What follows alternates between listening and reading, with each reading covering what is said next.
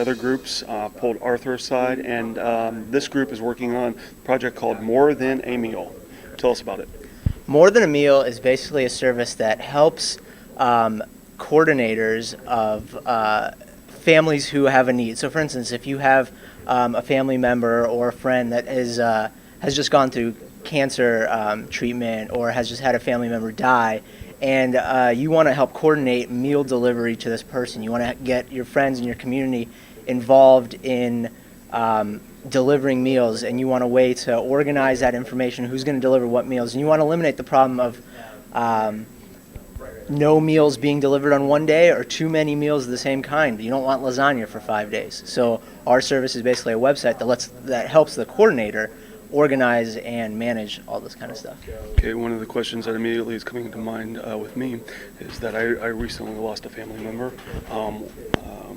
Being Jewish, one of the things that we do is sit Shiva, Right. And having that aspect, there are certain things that go along with that.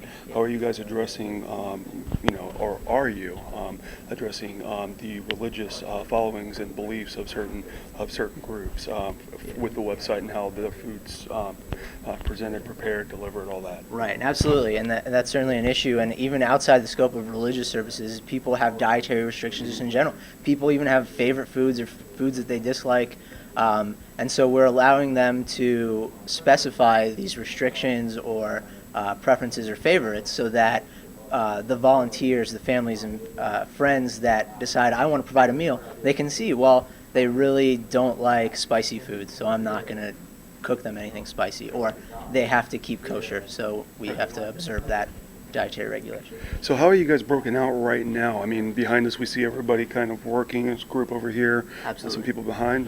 How is it? Michelle back there is working on our graphics and design, and Wakedi and I are doing a little bit of research, and we're starting to get into the development. We're doing the coding basically.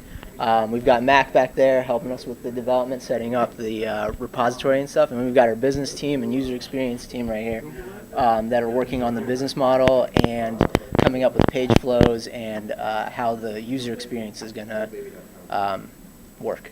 And is this you guys back here on the board as well? That's us brainstorming. Those are our goals. You can see our timeline for the day, so we've got various goals and things that we're trying to get accomplished by 3:30, and we haven't gone further than that. But who's the real project lead on all of this? The person that is helping to make sure that you're staying on target, on task? Actually, I think we've all contributed to making sure we're on task, and we've all sort of reminded ourselves.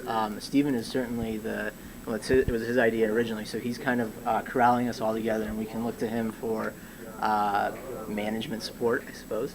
Okay, great. So, thank you. Thank you.